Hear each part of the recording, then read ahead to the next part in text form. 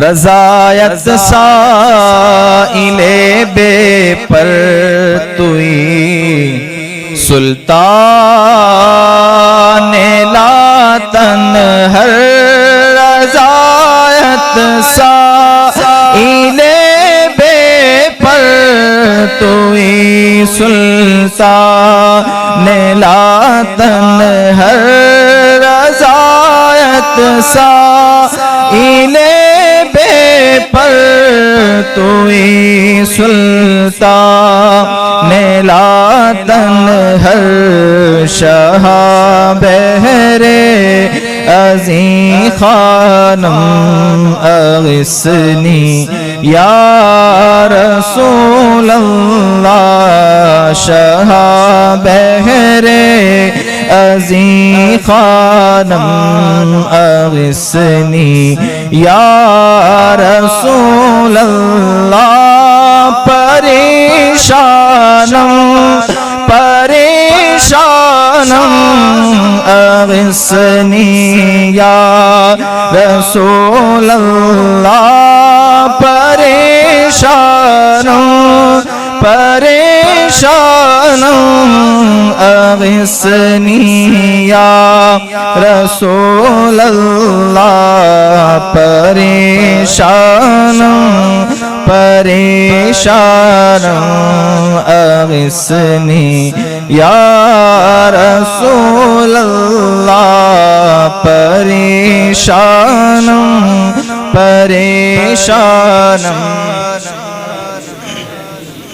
یا رسول اللہ۔ برادران ملت اسلامیہ، السلام علیکم ورحمۃ اللہ وبرکاتہ۔ الحمدللہ الحنان المنان الذي خلق الانسان وعلمه البيان والصلاة والسلام على رسوله سيد الانس والجان وعلى آله واصحابه ذوي الخير والإحسان، اما بعد فأعوذ بالله من الشيطان الرجيم، بسم الله الرحمن الرحيم۔ لقد كان لكم في رسول الله أسوة حسنة، صدق الله مولانا العظيم، وبلغنا رسوله النبي الأمين المتين المختار الكريم، ونحن على ذلك من الشاهدين والشاكرين والحمد لله رب العالمين۔ بارگاہ رسالت معاب صلی اللہ تعالی علیہ وسلم میں درود پاک کا ہدیہ پیش کریں۔ اللہم صلی علی سیدنا و مولانا محمد معدن الجود والکرم وآلہ واصحابہ الکرام وابنہ الکریم وبارک وسلم صلاة دائمة سرمدا ابدا۔ عزیزان گرامی وقار، ہر انسان کی زندگی دنیا میں امتحان ہے، اس کا نتیجہ آخرت میں ملنے والا ہے، اور ہمارے امتحانات جو شروع ہوتے ہیں بلوغیت کے بعد، مرد ہو یا عورت بالغ ہونے کے بعد وہ امتحان کے میدان میں قدم رکھ چکے ہیں، اور ہماری جوانی اور ہمارا بڑھاپا اللہ نے اگر دیا ہے تو ضروری نہیں کہ ہر انسان بوڑھا ہو کر کے ہی مرے، بعض کو جوانی میں موت آ جائے، لیکن جوانی اور بڑھاپا یہ دو ایسی فصلیں ہیں، دو ایسے موسم ہیں جن دونوں زندگیوں میں امتحان ہوتے ہیں، لیکن کڑا امتحان جوانی کا ہے۔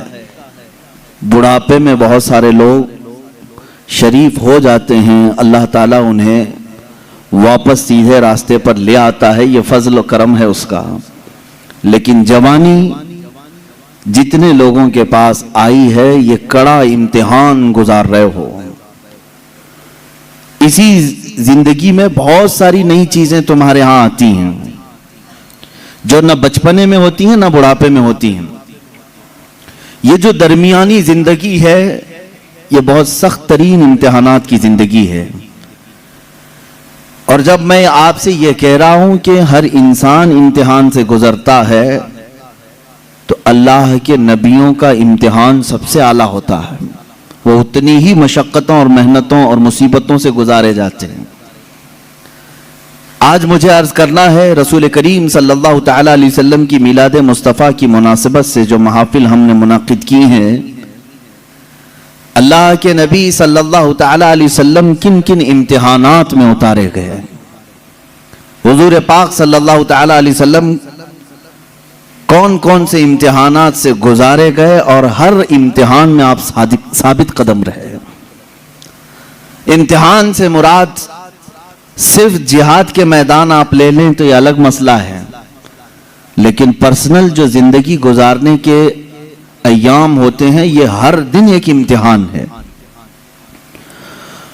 ایک بار حضرت ام سلیم رضی اللہ تعالیٰ عنہ فرماتی ہیں، میں قریب سے گزر رہی تھی، حضور صلی اللہ علیہ وسلم کے جسم سے گرمی کی تپش مجھے دور سے محسوس ہو رہی تھی، اتنا گرم بدن تھا کہ میں کافی دور سے آپ کے بدن کے گرمی کی حرارت محسوس کر رہی تھی۔ تو حضرت ام سلیم کہتی ہے، میں نے عرض کیا یا رسول اللہ صلی اللہ علیہ وسلم، آپ کو تو شدت کا بخار ہے۔ اللہ کے حبیب صلی اللہ علیہ وسلم نے ارشاد فرمایا، ہاں ام سلیم، اللہ کے نبیوں کو جو بھی مصیبت دی جاتی ہے وہ سخت ترین ہوتی ہے، جس چیز سے بھی آزمایا جاتا ہے وہ سب سے ہائی درجے کا ہوتا ہے۔ اگر نبیوں کو بخار بھی آئے تو عام انسانوں جیسا نہیں، بہت شدت کا بخار آتا ہے۔ اگر نبیوں کو زندگی میں کوئی بھی چیز آزمائش کے طور پر دی گئی ہے تو وہ ہلکی پھلکی نہیں، بہت سخت ترین ہوتی ہے۔ اب اللہ کے نبی صلی اللہ تعالی علیہ وسلم کی زندگی پاک کو رب نے قرآن میں ہمارے لیے آئیڈیل بنایا، لَقَدْ كَانَ لَكُمْ فِي رَسُولِ اللَّهِ أُسْوَةٌ حَسَنَةٌ، تمہارے لیے اللہ کے رسول کی زندگی میں بہترین نمونہ ہے اپنی زندگی گزارنے کے لیے۔ اگر اپنی زندگی کسی کی زندگی دیکھ کر گزارنا چاہتے ہو تو سب سے بہترین زندگی مصطفیٰ کریم کی ہے صلی اللہ تعالی علیہ وسلم، کیونکہ میں آتا ہوں آج اللہ کے حبیب صلی اللہ تعالی علیہ وسلم کی ازدواجی زندگی۔ ازدواجی زندگی کا مطلب ہوتا ہے شادی شدہ زندگی۔ یہ پوری زندگی کا کڑا امتحان اسی زندگی میں ہوتا ہے۔ جب تک آپ بیچلر ہیں جوانی پھر بھی محفوظ ہے، یعنی آپ اپنے ہاتھوں میں اپنی زندگی کی باغ ڈور لے کر چل رہے ہیں، لیکن جب کسی کے ساتھ تمہارا عقد ہو جائے تو ایک اور نفس کو تمہارے ساتھ باندھ دیا جاتا ہے۔ تو میں اپنے جسم کی حفاظت کے ساتھ ساتھ اپنی خاتون کی امانتوں کی حفاظت بھی ذمہ داری میں آ گئی، اس کے پردے کی حفاظت بھی تمہارے ذمہ آ گئی، اس کے چال چلن کی، اس کے اخلاق و تربیت سب کی ذمہ داری تمہارے اوپر آئی۔ یہ تو بہت چھوٹی ذمہ داری ہے جو اسے کھلانا پلانے والے معاملات ہیں، واقعی پوری اس کی زندگی جو تمہارے اوپر آئی ایک بڑی آزمائش ہے۔ ایک عورت کے ساتھ تم اس کائنات میں صحیح سلامت زندگی گزار کر جا رہے ہو تو اس کا مطلب ہے کہ ایک بڑے امتحان سے کامیاب ہو کر نکلے ہو، بڑا امتحان ہے۔ اللہ رب العزت نے یہاں کائنات میں ہر ایک کے لیے جوڑا رکھا ہے، لیکن آپ دیکھیں کیا ہر عورت کا مزاج اپنے شوہر سے مل جاتا ہے؟ نہیں ہوتا۔ بعض لوگ ہم سے یہ شکایات کرتے رہتے ہیں، بنی نہیں رہی ہے اور ناچاکی ہے، نا اتفاقی ہوتی ہے۔ میاں یہ آپ کے اکیلے کے گھر میں نہیں، ہر مرد اور ہر عورت کے درمیان زندگی میں اونچ نیچ نشیب و فراز آتے ہی رہیں گے۔ یہ تو مالک ہے پروردگار جو جوڑ کر رکھتا ہے، لیکن دو مزاجوں کو سنبھالنا اپنی زندگی میں، اس کو کہا جاتا ہے کہ آدمی اب میچور ہو گیا ہے۔ اسی لیے تو حدیث پاک میں ہے، شادی سے پہلے تمہارا ایمان آدھا ہوتا ہے، نکاح کے بعد تمہارا ایمان مکمل ہو جاتا ہے۔ نکاح کے بعد ایمان مکمل، تو بغیر شادی شدہ آدھے لوگ ہو، شادی کے بعد مکمل ہو رہے ہو، میچور ہو رہے ہو۔ کیوں؟ اس لیے کہ ذمہ داریوں کا بوجھ اٹھانے اور راستہ چلنے کی عادت اسے ہو جاتی ہے۔ تنہا چلنا اور ہے، پوری کائنات کو لے کر چلنا اور ہے۔ اب یہاں مجھے بتاؤ میرے عزیزو، ایک عورت کے ساتھ زندگی گزار کر دنیا سے جانا ایک کٹھن امتحان ہے، وہیں میرے آقا صلی اللہ تعالی علیہ وسلم نے 11 ازواج مطہرات کے ساتھ زندگی گزاری، اور کسی ایک سے بھی حضور صلی اللہ علیہ وسلم کی ایک شکایت بھی نہیں سنی ہم نے۔ آج دنیا میں چاہے جو بھی پرہیزگار ہوں، جیسے بھی ہوں، بڑے سے بڑے بادشاہوں کی بیویاں ہوں، لیکن ان کو اپنے شوہروں سے کہیں نہ کوئی شکایت ہوگی، کچھ بھی ہو سکتی ہے، سب کچھ اچھا رکھا ہو، لیکن کسی دن اس کی خواہش کے مطابق اس کی مٹھائی نہ ملی تو اسے شکایت ہے اپنے شوہر سے، مجھے مٹھائی نہیں کھلایا آج۔ یہ سب کی زندگیوں میں عورتوں کو اپنے شوہروں سے کچھ نہ کچھ شکایات ہیں۔ کوئی بھی اس کے پسند کے کپڑے آپ نہیں لا کے دے سکے، اسے آج اپنے ماں باپ کے گھر جانا تھا، تم نے ٹال دیا، اس کے گھر والے آ رہے تھے، ان کے ساتھ تم نے صحیح برتاؤ نہیں کیا، یہ شکایات اپنے شوہر سے وہ رکھتی ہے۔ قربان جاؤ، یہ 11 بیویوں میں سے سب سے پوچھا گیا، رسول اللہ صلی اللہ تعالی علیہ وسلم کی حیات تمہارے ساتھ کیسی تھی؟ وہ ازواج مطہرات کہتی ہیں اللہ کے نبی صلی اللہ تعالی علیہ وسلم نے پوری زندگی میں ہمیں اف تک نہ کہا۔ ہم غلطیاں کرتی تھی، خطا کرتی تھی، لیکن رسول پاک صلی اللہ تعالی علیہ وسلم اسے درگزر فرمایا کرتے تھے۔ میرے عزیزو، اس کا مطلب ہے حضور صلی اللہ تعالی علیہ وسلم کو ازدواجی زندگی میں بھی آزمایا گیا تو بڑے امتحانوں سے۔ یہاں ہم ایک بیوی کے ساتھ امتحان میں آئے ہیں، رسول پاک صلی اللہ تعالی علیہ وسلم نے 11 ازواج مطہرات کے ساتھ عدل و انصاف کا پرچم بلند کیا ہے، کوئی ایک بیوی بھی شکایت نہیں کر سکتی۔ حضور پاک صلی اللہ تعالی علیہ وسلم خود اپنی حدیث میں ارشاد فرماتے ہیں خیرکم خیرکم لأہلہ، تم میں سب سے بہتر آدمی وہ ہے جو اپنے گھر والوں کے پاس اچھا ہو، اپنے اہل و عیال کے پاس اچھا ہو، وہ سب سے اچھا آدمی ہے۔ ہاں، باہر بہت نیک بنتا ہے، اندر جا کر کے ساری شرافت ختم ہو جاتی ہے، ایسے بہت سارے لوگ ہیں۔ باہر ان کو دیکھا جائے تو ان کے ہاتھ میں تسبیح، مصلی سب کچھ ہے، عورتوں کے ساتھ بدتمیزی اور برا سلوک بھی ہے۔ ایسے کئی لوگوں کی عورتیں بھی شکایات درج کراتی ہیں اور وہ کہتی ہیں کہ ہمارے شوہر کوئی نماز قضا نہیں کرتے، اور پلس یہ کہ میرے پاس جو شکایات آتی ہیں اس میں ایک ایڈنگ یہ بھی رہتی ہے آپ کا کوئی بیان بھی مس نہیں کرتے ہیں۔ اس کے باوجود ان کی شکایت یہ ہوتی ہے کہ گھر میں ان کا سلوک بہت برا ہے، ہمیں خنزیر کہتے ہیں، ہمیں کتا کہتے ہیں۔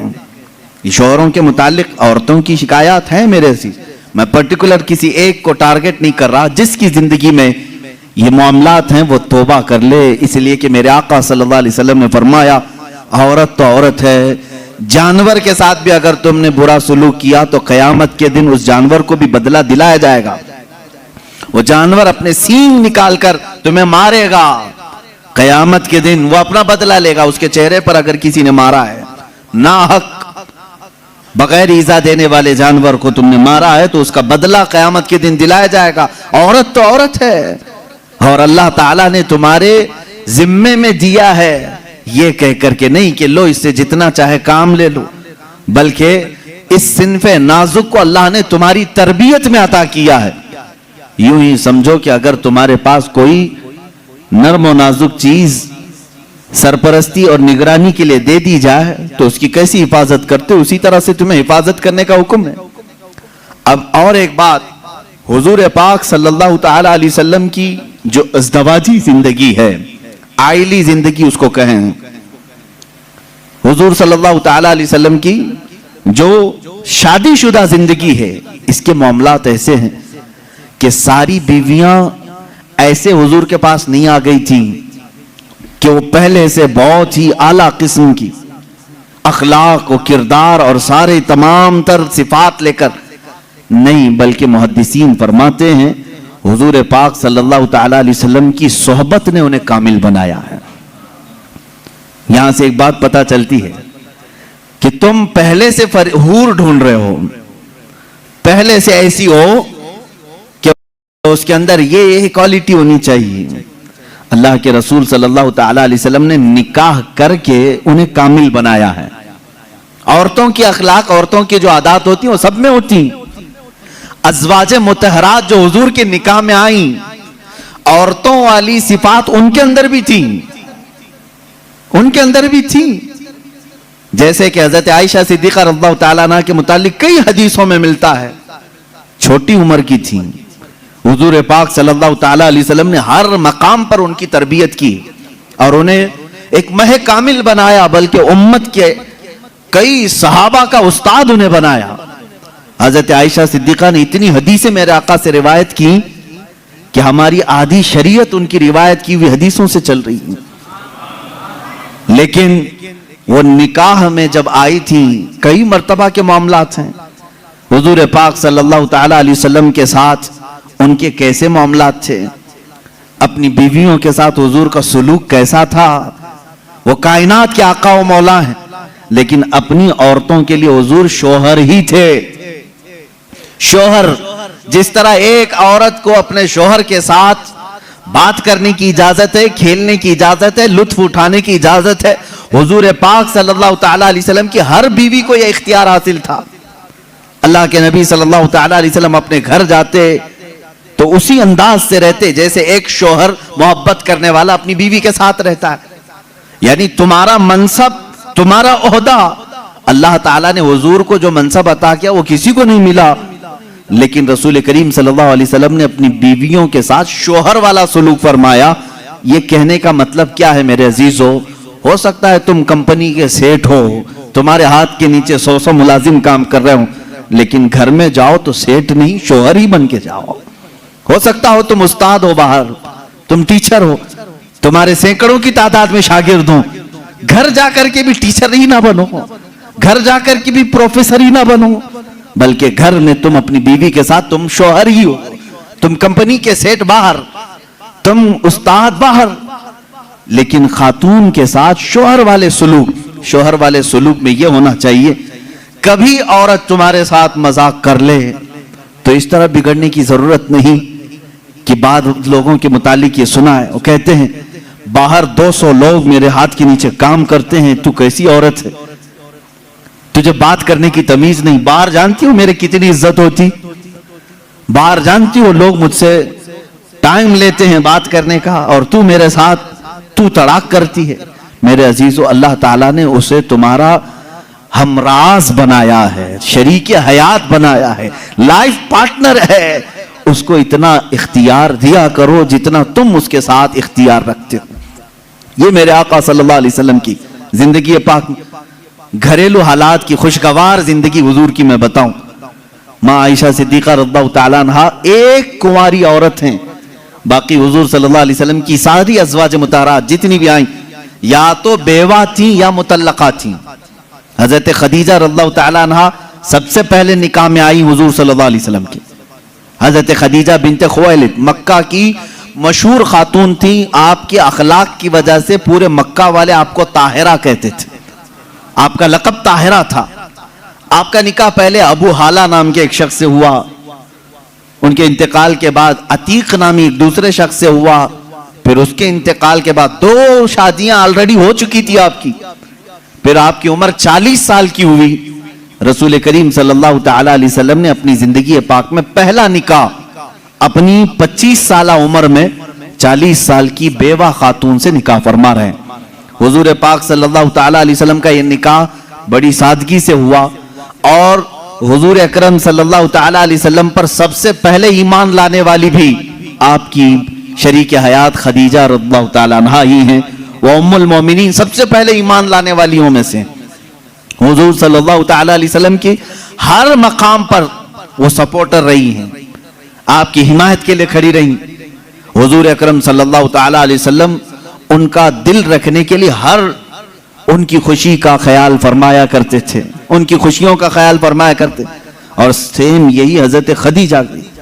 میں کہتا ہوں شادی سے پہلے ہر نوجوان کو چاہیے کہ میرے آقا صلی اللہ علیہ وسلم کی ازدواجی زندگی کو بھی پڑھے. یہ نہیں کہ تم مرد ہو تو ساری خدمات تمہارے لیے ہونی چاہیے اور تم عورت کے لیے کچھ نہ کرو.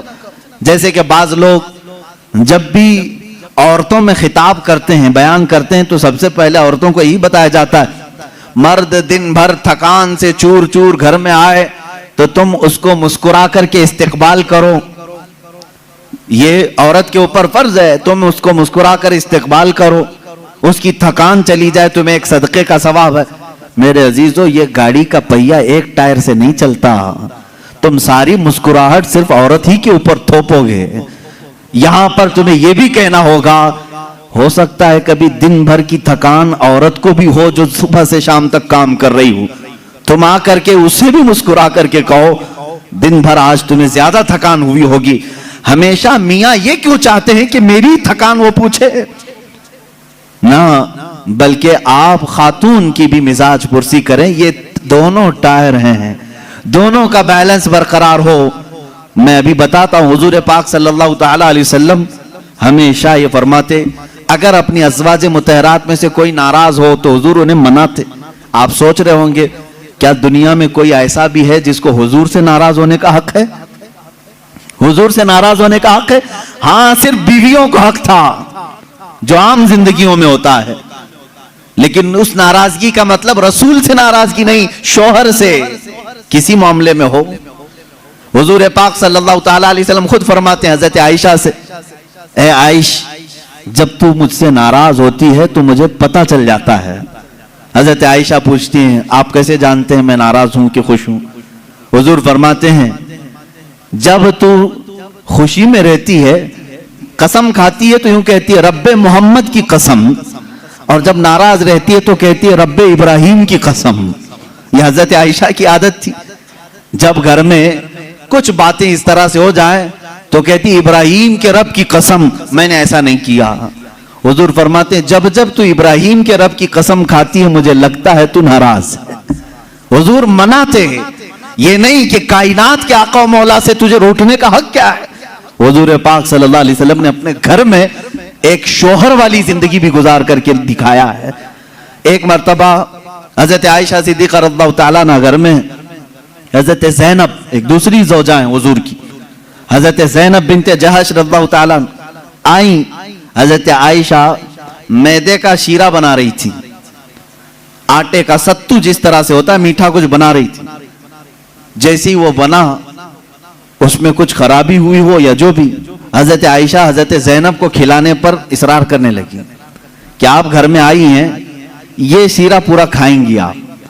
حضرت زینب کہہ رہے میرا جی نہیں چاہتا، میں نہیں کھاؤں گی.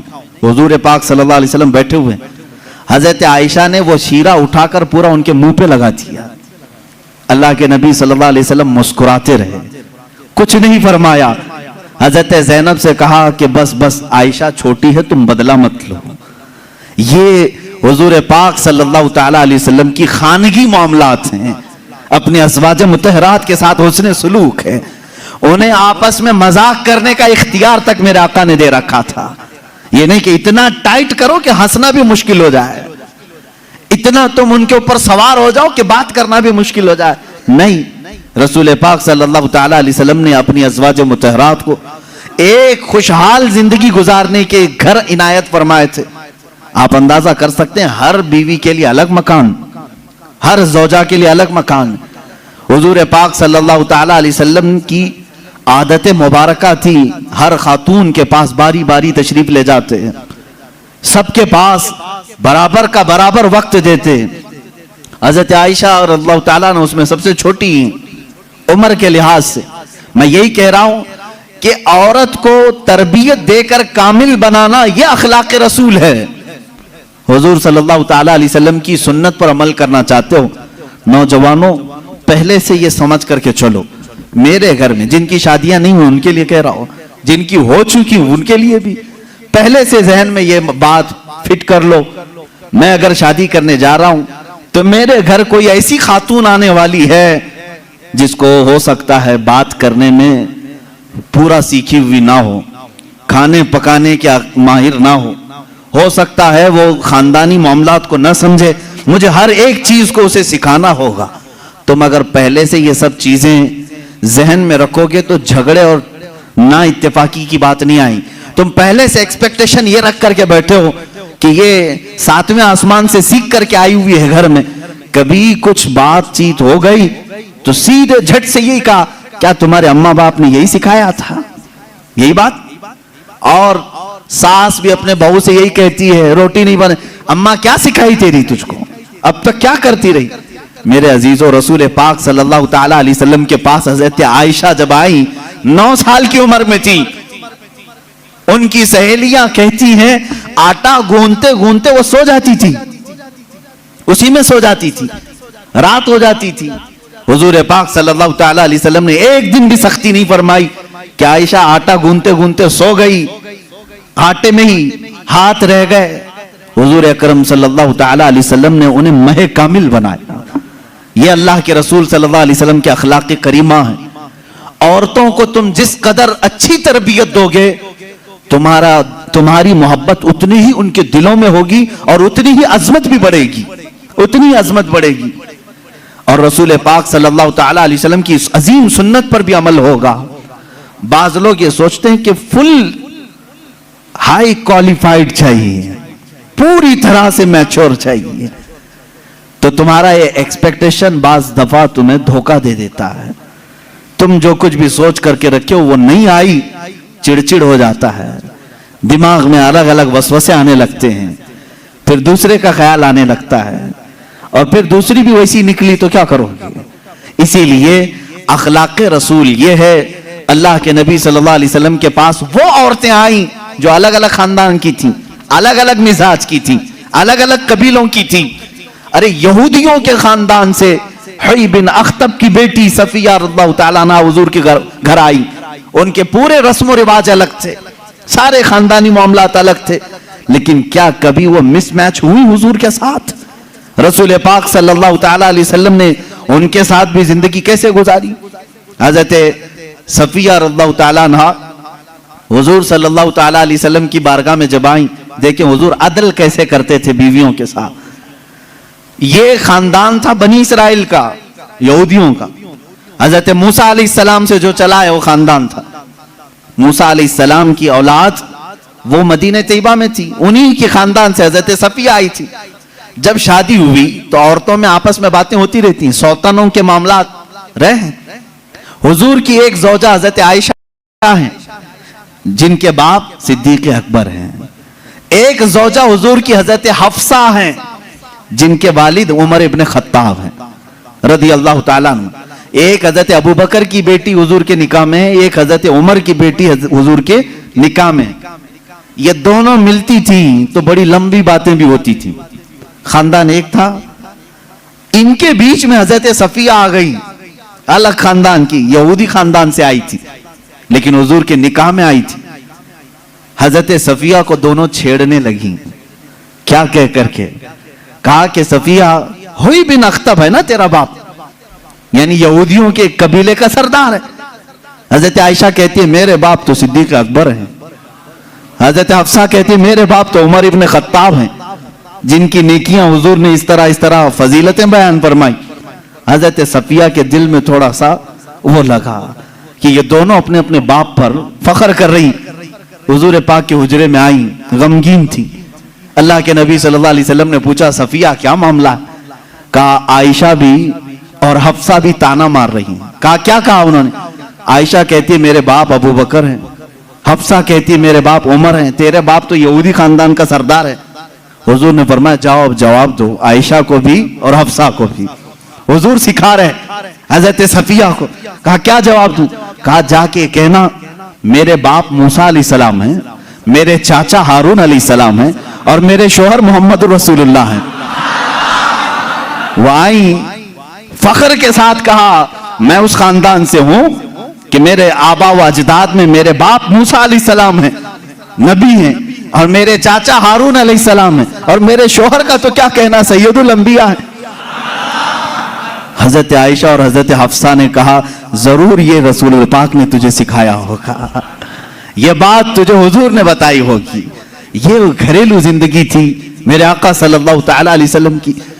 کبھی ان عورتوں کے درمیان اگر کچھ باتیں آ جائیں حضور پاک اس طرح سے اسے نکالتے جیسے میدے میں سے آٹے کو نکال دیا جائے۔ کبھی تکرار نہیں ہو سکی، کبھی جھگڑے کی نوبت نہیں آئی۔ دو بیویوں والا جانتا ہے کہ اسے سنبھالنا کتنا مشکل ہوتا ہے۔ ہاں ایک عظیم جنگ میں وہ اترا ہوتا ہے، ایک طرف انڈیا ایک طرف پاکستان، بیچ میں بارڈر میں وہ کھڑا رہتا ہے، ایک ہاتھ اس کے پاس ایک ہاتھ اس کے پاس، پتہ نہیں کون سا ٹوٹے کون سا بچے۔ لیکن اللہ کے نبی صلی اللہ تعالیٰ علیہ وسلم 11 ازواج مطہرات کے ساتھ رہے اور سب کو برابر انصاف کے ساتھ رکھا۔ کبھی کسی خاتون سے کوئی جھگڑا، یہ کسی حدیث میں نہیں ملتا۔ ہاں ان کے درمیان جو باتیں ہوتی تھی وہ تفریح قلب کے طور پر ہوتی، تفریح قلب کے طور پر، دل کو بہلانے کے طور پر۔ اب آئیں میں آپ کو بتاتا ہوں حضور کی زندگی پاک میں جو بیویوں کا کردار ہے، عورتیں بھی سن رہی ہوں گی، انہیں یہ معلوم ہونا چاہیے اپنے شوہر کی، یعنی ایک مرد کی دنیا میں سب سے بڑی سپورٹر اس کی بیوی ہونی چاہیے، ہر چیز میں، اس کے دکھ میں، اس کے سکھ میں، اس کی خوشی اور غم میں، سب میں عورت اس کی سپورٹر بن کر رہے۔ حضور اکرم صلی اللہ تعالی علیہ وسلم جب اعلان نبوت فرمائے ہیں، حضرت خدیجہ ایمان لائی، اپنے مال سے مدد کیا، ساری چیزیں کی۔ جانتے ہیں جب حضور پاک نے حضرت خدیجہ سے نکاح کیا، آپ کی عمر 25 سال تھی، ان کی 40 سال۔ سیدہ خدیجہ الکبریٰ رضی اللہ تعالیٰ عنہ کے ساتھ حضور صلی اللہ علیہ وسلم نے 25 سال گزارے، 25 سال گزارے۔ حضور کی عمر پاک 50 سال ہو چکی تھی، حضرت خدیجہ کی عمر 65 سال کی ہو چکی تھی، لیکن اس بیچ میں رسول کریم صلی اللہ علیہ وسلم نے کبھی کسی دوسری عورت سے نکاح نہیں فرمایا۔ ان 25 سالوں میں حضور صلی اللہ علیہ وسلم نے کسی دوسری عورت سے نکاح نہیں کیا، صرف حضرت خدیجہ الکبریٰ کے ساتھ رہے۔ اس کی وجہ یہ تھی کہ یہ عورت عام عورتوں کی طرح نہیں تھی، حضور صلی اللہ تعالی علیہ وسلم کی ایسی سپورٹر کہ رہتی دنیا تک ان کے احسانات پوری امت نہیں چکا سکتی، پوری امت نہیں چکا سکتی۔ حضور پاک صلی اللہ تعالی علیہ وسلم جب مدینہ طیبہ تشریف لائے، حضرت عائشہ نکاح میں آئی تھی، یہ بھی حدیث ہے حضرت عائشہ کی، کہتے ہیں ہر بات پر حضور صلی اللہ علیہ وسلم خدیجہ کا ذکر کرتے تھے۔ حضرت عائشہ کہتی ہیں کبھی مجھے غیرت آتی تھی اور میں کہتی تھی کہ صرف آپ کی ایک ہی بیوی ہے کیا حضرت خدیجہ؟ ہر بات میں آپ خدیجہ کا ہی ذکر کرتے ہیں۔ حضور صلی اللہ تعالی علیہ وسلم حضرت عائشہ سے کہتے ہیں عائشہ ہاں وہ اس بیوی کی طرح کوئی دنیا میں آ ہی نہیں سکتی، میں اس کا ذکر ہمیشہ خیر کے ساتھ کرتا رہوں گا۔ حضرت عائشہ صدیقہ جب کبھی حضرت خدیجہ کے متعلق سوال کرتی، میرے آقا فرماتے جب پورے مکہ والوں نے مجھے جھٹلایا تھا تو خدیجہ نے اپنایا تھا، جب لوگ مجھ پر سوشل بائیکاٹ کر چکے تھے خدیجہ نے اپنا پورا مال مجھ پر قربان کیا تھا، جب لوگ ہمیں اپنے گھروں سے دور کر چکے تھے تو خدیجہ میرے ساتھ دن اور رات رہا کرتی تھی۔ حضور صلی اللہ تعالی علیہ وسلم کے لیے یہ کیسی سپورٹر تھی جانتے ہیں؟ غار ہیرا 3000 فٹ اونچی پہاڑی آج بھی مکہ میں موجود ہے۔ میرے آقا صلی اللہ تعالی علیہ وسلم اپنی عبادتوں کے لیے غار ہیرا جاتے تھے اور وہاں کبھی کبھار 2 دن 3 دن تک آپ قیام فرماتے۔ حضور پاک صلی اللہ تعالی علیہ وسلم کے لیے حضرت خدیجہ اپنے گھر سے کھانا لے کر دن میں 2 مرتبہ کبھی 2 دن میں 3 مرتبہ اوپر چڑھ کر کے جایا کرتی۔ آج جو گئے ہیں عمرہ یا حج کے لیے جنہوں نے چڑھائی کی ہوگی انہیں معلوم ہے، ایک بار چڑھ کے آنے کے بعد 8 دن سو جاتے ہیں لوگ، اتنی تکلیف ہوتی ہے، بہت اونچی پہاڑی ہے۔ اور ماں سیدہ خدیجہ الکبریٰ رضی اللہ تعالیٰ عنہ روزانہ اپنے رفیق حیات سرکار دو عالم صلی اللہ علیہ وسلم کے لیے اپنے گھر سے کھانا لے کر اتنی بلندی پر جاتی، اور کبھی حضور صلی اللہ علیہ وسلم اتر رہے ہوتے غار ہیرا سے یا اپنے گھر کے باہر آ کر کھڑی ہو کر انتظار کرتی۔ لوگ گزرنے والے کہتے ہیں خدیجہ آ جائیں گے تیرے شوہر، ابھی اوپر سے اتر رہے ہیں، تو باہر کیوں کھڑی ہے، چھاؤں میں کھڑی ہو جا۔ حضرت خدیجہ کہتی مجھے یہ زیب نہیں دیتا کہ میرے شوہر دھوپ میں چلے آ رہے ہوں اور میں چھاؤں میں کھڑی رہوں، جب تک وہ میرے پاس نہ آ جائے میں بھی وہیں سے ہی کھڑی رہوں، اس لیے کہ وہ دھوپ میں آ رہے ہیں تو میں بھی دھوپ میں کھڑی رہوں۔ یہ ان کی محبت تھی سیدہ خدیجہ الکبریٰ رضی اللہ تعالیٰ عنہ۔ آخری لمحات ہیں سیدہ خدیجہ الکبریٰ رضی اللہ تعالیٰ عنہ کے۔ عزیزان گرامی، حضور صلی اللہ تعالیٰ علیہ وسلم کی ساری بیویوں میں ایک خصوصیت حضرت خدیجہ کو یہ بھی حاصل ہے کہ حضور اکرم صلی اللہ علیہ وسلم کے سارے اولاد حضرت خدیجہ کے پیٹ سے ہوئے، حضرت خدیجہ کے بطن مبارک سے، صرف ایک ہیں حضرت بی بی ماریا قبطیہ کے نام سے، وہ باندھی تھی، لیکن ازواج مطہرات میں حضور صلی اللہ تعالیٰ علیہ وسلم کی بیویوں میں صرف اور صرف حضور کی اولاد حضرت خدیجہ سے ہوئے، باقی کسی سے نہیں۔ 6 اولاد حضرت خدیجہ کے بطن سے ہوئے۔ حضور پاک صلی اللہ تعالیٰ علیہ وسلم کی اولاد کی ماں حضرت خدیجہ، بلکہ یوں سمجھو آج پوری کائنات میں پھیلے ہوئے سادات کی بھی ماں حضرت خدیجۃ الکبریٰ. یوں تو حضور کی اور بھی ازواج مطہرات ہیں، سادات کی کوئی اور ماں ہو سکتی. حضور صلی اللہ تعالیٰ علیہ وسلم کی الگ الگ بیویوں سے الگ الگ نسل ہوتی، لیکن رب ذوالجلال نے حضور صلی اللہ تعالیٰ علیہ وسلم کے اولاد کی ماں ہونے کی شان صرف حضرت خدیجہ کے سر رکھا ہے. حضرت خدیجۃ الکبریٰ رضی اللہ تعالیٰ عنہا سے آخری بیٹی سیدہ کائنات فاطمہ الزہرا رضی اللہ تعالیٰ عنہ. اب سنیے حدیث پاک. حضور پاک صلی اللہ تعالیٰ علیہ وسلم کی یہ رفیقہ حیات، اپنی زندگی کی شریک حیات، جنہوں نے اپنا سب کچھ حضور کے لیے لٹایا تھا، آخری وقت جب آیا حضرت فاطمہ کو بلاتی ہیں. حضور پاک صلی اللہ تعالیٰ علیہ وسلم اس وقت باہر تھے. حضرت فاطمہ سے کہتی ہیں خدیجہ رضی اللہ تعالیٰ عنہ، بیٹی مجھے لگتا ہے میرے آخری دن ہیں. حضرت فاطمہ رضی اللہ تعالیٰ عنہ کی عمر چھوٹی تھی اس وقت، اور کہتی کیا ہے، مجھے میری طبیعت کی فکر نہیں، فاطمہ میرے جانے کے بعد اپنے بابا کا خوب خیال کرنا. حضور صلی اللہ تعالیٰ علیہ وسلم کے متعلق وصیت کر رہی ہیں.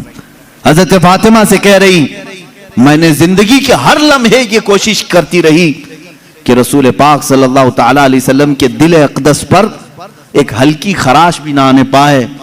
اے فاطمہ، تم میں سے کوئی بھی اپنے باپ کے متعلق ایک ہلکی خراش آنے والا بھی معاملہ نہ کرنا. اس مرض کی وقت یہ وصیت کر رہی ہیں جس مرض میں آپ کی وفات ہوئی.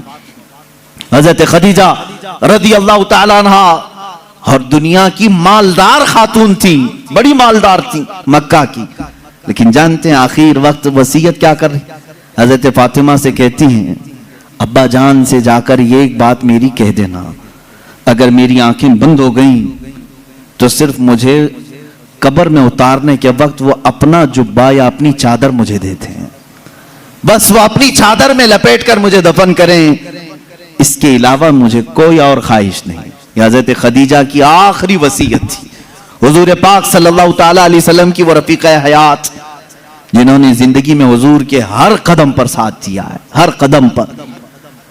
جب یہ بات حضرت فاطمہ نے اپنے والد گرامی حضور صلی اللہ علیہ وسلم کے پاس آ کر کہا، جانتے ہو میرے آقا نے کیا کہا؟ حضرت خدیجہ رضی اللہ تعالیٰ عنہا کی وفات ہو چکی تھی اور ان کو دفن کیا گیا حضور کی چادر مبارک میں. حضور صلی اللہ علیہ وسلم نے خود اپنے ہاتھوں سے ان کو قبر میں اتارا. جنت المعلا مکہ کے قبرستان میں وہ آج بھی آرام فرمائے. حضرت فاطمہ نے کہا ابا، اماں کی صرف یہ خواہش تھی، انہوں نے مجھ سے کہا تھا فاطمہ بابا سے کہہ دینا میرے آخری وقت اپنی چادر دے کر مجھے دفن کریں. میرے آقا کی آنکھوں سے بڑے بڑے آنسوؤں کے قطرے نکلے. حضور فرماتے ہیں فاطمہ گواہ ہو جا، خدیجہ نے مجھ سے صرف چادر مانگی، اگر وہ میرے جسم کی چمڑی مانگتی تو بھی میں اتار کے دیتا. اللہ کے رسول صلی اللہ علیہ وسلم نے فرمایا اگر میرا جلد وہ مانگتی، اگر میرے جسم سے وہ میری جلد مانگتی وہ بھی میں اسے اتار کر دیتا. حضور پاک صلی اللہ علیہ وسلم کی بے انتہا محبت تھی اس رفیق حیات کے ساتھ، حتیٰ کہ جس سال حضرت خدیجہ کی وفات ہوئی وہ پورے سال کا نام حضور نے عام الحزن رکھا، یہ غموں کا سال ہے. میرے آقا صلی اللہ علیہ وسلم بہت غمگین تھے آپ کی وفات پر. ایک لائف پارٹنر دنیا سے چلا جائے تو میرے عزیزو واقعی دل کا صدمہ ہے. یہ لوگ تو یہ سمجھتے ہیں بیوی کھیلنے کا نام ہے، بیوی صرف اور صرف مزے لینے کا نام ہے، ایک مشین کا نام ہے، اپنے گھروں کے کام کاج کرانے والی باندیوں کا نام ہے. ایسا نہیں ہے، بلکہ تمہارا اور اس کا جسم جب ملتا ہے تو یوں سمجھ لو اب جسم دو ہوں گے لیکن جان ایک ہو جاتی ہے. اور وہی حقیقی زندگی ہے. جن کی زندگیوں میں اس طرح کی محبت نہیں وہ جہنم بن جاتی ہے دنیا میں. شوہر چھوٹی چھوٹی بات پر عورت کے پیچھے لگا ہوا ہے، عورت چھوٹی چھوٹی بات پر مرد کے سر پر چڑھی ہوئی ہے. کون سی خاک زندگی گزار رہے ہیں؟ رسول پاک صلی اللہ تعالی علیہ وسلم نے آسمانوں کی خبر دی، حضرت خدیجہ نے قبول کر لی. یہ اور بات ہے کہ وہ اللہ کے رسول تھے، ان کی ہر بات تسلیم کرنا ضروری، لیکن وہ ہمارے لیے نمونہ عمل بھی ہیں. اللہ نے قرآن میں ہمارے لیے فرمایا تمہارے لیے رسول کی زندگی سب سے بہترین نمونہ ہے، آئیڈیل ہے. عورتوں کو چاہیے کہ وہ ماں خدیجہ کے اخلاق کو سیکھیں، اپنے شوہر کے ساتھ کہاں کہاں کھڑا ہونا چاہیے، اور مردوں کو یہ چاہیے کہ اپنی بیویوں کی مواسات، ان کی غم کے متعلق ان کے حالات کی خبر گیری کیسے کیا جائے۔ جب بیمار ہو جائے عورت تو تمہارے اوپر یہ فرض ہے میرے عزیز کہ اس کی تیمارداری کرو۔ آج کتنی بری رسم ہے، کتنا برا رواج، جیسے عورت بیمار ہو جائے اسے بھگا دیا جائے، جاؤ اماں کے پاس، مائکے میں چلی جاؤ، جب ٹھیک ٹھاک ہونا تو آ جانا۔ تم نے اس سے جو قبلتو کہا تھا، نکاح میں قبول کیا تھا، کیا صرف اچھی اچھی چیزیں قبول کیا تھا؟ یہی حال اگر تمہارے ساتھ ہو جائے، نکاح کر لیا، 4 مہینے کے بعد تمہارا پیر سڑ گیا، کیا کرو گے؟ میرے عزیزو، زندگی میں دونوں قسم کے معاملات میں نے دیکھے۔ بعض وہ عورتیں ہیں جو اپنے مردوں کی معذوری کے زمانے میں بھی ان کے ساتھ لگی رہی اور وہ جنتی عورتیں ہیں، اور اسی طرح بعض وہ مرد ہیں جنہوں نے عورتوں کی بیماری میں بھی ان کا ساتھ دیا۔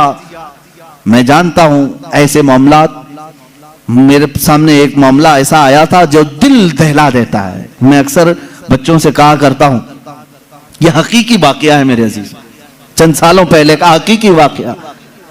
شوہر اور بیوی، نئی نئی زندگی تھی، شادی کے بعد دونوں ایک دوسرے سے محبت کرتے تھے، لیکن اچانک بیوی کو ایک بیماری شروع ہو گئی، ایسی بیماری کے چہرے پر برے داغ آ گئے، بڑی بڑی پھنسیاں ہوتی، پھٹ جاتی اور زخم ہو رہا تھا، دیکھنے کی قابل نہیں رہ رہی تھی۔ ایک دن شوہر باہر گیا، ایکسیڈنٹ ہو گیا، شوہر گیا، ایکسیڈنٹ ہو گیا، اور اس کے بعد واپس آیا تو اس کی آنکھیں جا چکی تھی، نابینا ہو گیا۔ اس کو گھر لایا، خاتون اس کی تیمارداری کرتی رہی، عیادت کرتی رہی، صحیح ہو گیا لیکن پکڑ کر کے چلانا پڑتا تھا۔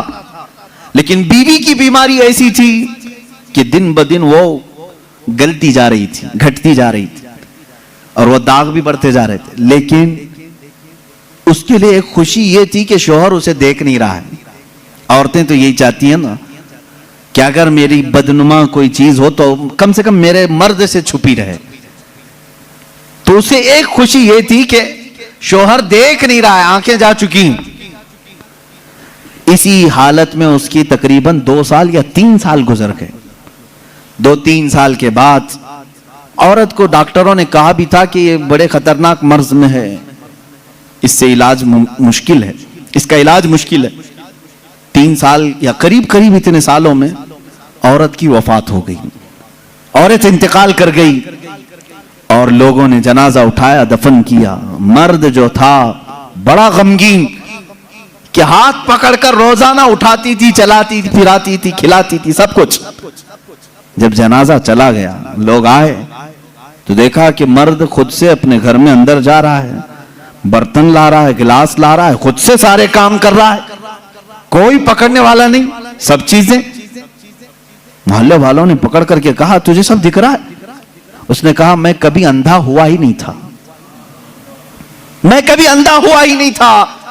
3 سال سے تو صرف میں نے اندھا ہونے کا ایک بہانہ تلاش کر لیا تھا، صرف اس لیے کہ میری بیوی یہ سوچ رہی تھی کہ میرے چہرے پر بدنما داغ ہے، میرا شوہر مجھے کہیں چھوڑ نہ دے۔ میں نے اس کی فیلنگ کو برقرار رکھنے کے لیے اندھے ہونے کا ناٹک کیا تھا، اور وہ اس دنیا سے خوشی خوشی گئی ہے۔ بس مجھے اتنا احساس ہے، دنیا میں وہ مرد بھی ہیں جنہوں نے اپنی عورت کا دل رکھنے کے لیے 3 سال تک نابینا ہونے کا ایک ڈھونگ کیا، صرف اس لیے کہ اس کا دل نہ ٹوٹے۔ بعض بیماریاں ایسی ہوتی ہیں، ان سے تم صرف نظر کر لو، قطع نظر کرو، اور اگر تم نے صرف خوبصورتی دیکھ کر کے شادی کی تو تم نے کسی نفس یا کسی جان سے نہیں نکاح کیا، تم تو صرف اور صرف حسن سے شادی کی، یا حسن 4 دن 5 دن کے بعد ختم ہوگا، تمہارے طبیعت کی اور بہلانے کی چیزیں ختم ہو جائیں گی، تو پھر ناچاکی نا اتفاقی بڑھ جائے گی۔ محبت جسم سے نہیں، روح سے ہوتی ہے۔ محبت اس کے چہرے کے سپاٹ ہونے سے نہیں، اس کے اخلاق و کردار سے ہوتی ہے۔ بہت ساری عورتیں وہ ہیں جن کی عادات سے تم محبت کرو، ان کے اخلاق سے محبت کرو، ان کے کردار سے محبت کرو، پھر دیکھنا ان کا کالا پن کبھی تمہیں احساس بھی نہیں دلائے گا، کبھی ان کا بھونڈا پن بھی تمہیں احساس نہیں دلائے گا، اگر اخلاق کی خوبصورتی اس کے اندر ہو۔ یہ مردوں کے لیے ضروری ہے میرے عزیزو۔ اللہ کے نبی صلی اللہ تعالی علیہ وسلم نے جو حسن سلوک اپنی خانگی زندگی میں اپنی ازواج مطہرات کے ساتھ کیا، میں چیلنج کے ساتھ کہتا ہوں پوری دنیا میں اس کی مثال کوئی نہیں پیش کر سکتا، کوئی نہیں لا سکتا۔ رسول پاک صلی اللہ تعالی علیہ وسلم نے اپنی ہر زوجہ کے ساتھ جو حسن سلوک فرمایا، یہاں تک کہ اللہ تعالیٰ نے آیتیں نازل فرمائی قرآن میں ازواج مطہرات کے آداب کے لیے، وَإِذَا سَأَلْتُمُوهُنَّ مَتَاعًا فَاسْأَلُوهُنَّ مِنْ وَرَاءِ حِجَابٍ، اے لوگوں جب کبھی تم رسول کی بیویوں سے کوئی چیز مانگنے جاؤ گے پردے کے پیچھے کھڑے رہنا۔ حضور کی عورتوں کے بالکل مقابل آنا جائز نہیں، جبکہ وہ پوری امت کی مائیں ہیں۔ قرآن کہتا ہے وہ امہاتکم، وہ تمہاری مائیں ہیں۔ اللہ تبارک و تعالیٰ نے مومنین کی مائیں انہیں بنایا ہے۔ عزیزان گرامی وقار، رسول کریم صلی اللہ تعالیٰ علیہ وسلم کی یہ ازدواجی زندگی تھی۔ شادی کس طرح سے کریں، کس کے ساتھ کریں، ایک الگ ٹاپک، لیکن میں آپ کو یہ ضرور بتاؤں گا۔ حضور اکرم صلی اللہ تعالیٰ علیہ وسلم نے فرمایا یا معاشر الشباب من استطاع منکم الباء فلیتزوج فإنه اغض للبصر واحسن للفرج، اے نوجوانوں تم میں سے جس کی استطاعت ہے چاہیے کہ وہ نکاح کر لے، اس لیے کہ نکاح تمہاری آنکھوں کو بچاتا ہے، تمہارے شرمگاہ کی حفاظت کرتا ہے۔ اور یہ دو چیزیں ایسی ہیں جو بڑی ڈینجر ہیں، آنکھیں بہکتی ہیں اور شرمگاہ زنا کرتی ہے۔ یہی دو چیزیں ہیں جو انسان کو تباہی و بربادی میں لے جاتی ہیں، اس کا سولوشن نکاح ہے۔ اور حضور اکرم صلی اللہ علیہ وسلم نے فرمایا نکاح کو اتنا آسان بنا دو کہ زنا کرنا مشکل ہو جائے، لیکن آج الٹا نہیں ہے، الٹا نہیں ہے، زنا بہت آسان ہو گیا لوگوں کو، وہ تھوڑے پیسے خرچہ کر کے کسی بھی عورت کے ساتھ معاذ اللہ رب العالمین منہ کالا کر لیتے ہیں، لیکن نکاح کرنے کے لیے کتنی بندشیں لگا رکھی ہیں۔ آسان کرو اسے جتنا ہو سکے۔ ہر آدمی اپنے اپنے سٹیٹس اور سٹینڈرڈ کے مطابق نکاح کر سکتا ہے، لیکن ہو کیا رہا ہے، امیروں کی شادیاں دیکھ کر کے غریب بھی یہی خواب سجا رہا ہے میری بیٹی کا بھی نکاح اتنے بڑے ہال میں ہونا چاہیے جتنا اس نے کیا ہے، چاہے تمہاری حیثیت پیسوں کی کچھ بھی نہ ہو، دکھاوا چاہتے ہو لوگوں کو۔ شادیاں بڑی بڑی کرنا اکثر لوگوں کا صرف اور صرف اس لیے ہوتا ہے کہ لوگ دیکھ کر کے کہیں واہ کیا شادی کیا، صرف اتنی تعریف سننے کے لیے تم اتنے پیسے خرچہ کرنے چاہ رہے ہو۔ عزیزان گرامی وقار، زندگیاں دیکھو لوگوں کی، جنہوں نے مسجد میں نکاح کیا ان کے بھی بچے ہو رہے ہیں، گھر چل رہا ہے، جنہوں نے بہت بڑے 5 سٹار ہوٹل میں نکاح کیا ان کی بھی زندگی چل رہی، بچے ہو رہے ہیں۔ ایسا نہیں کہ 5 سٹار ہوٹل میں شادی کرنے کے بعد سونے چاندی کے بچے پیدا ہو رہے ہوں، اور غریب گھر میں شادی کرنے والے کو صرف انڈے آ رہے ہوں، ایسا تو نہیں، سب کی نسل چل رہی ہے۔ شادی کے بعد کی زندگی پر تو کچھ بھی فرق نہیں ہے، صرف اور صرف شیطانی دکھاوا ہے۔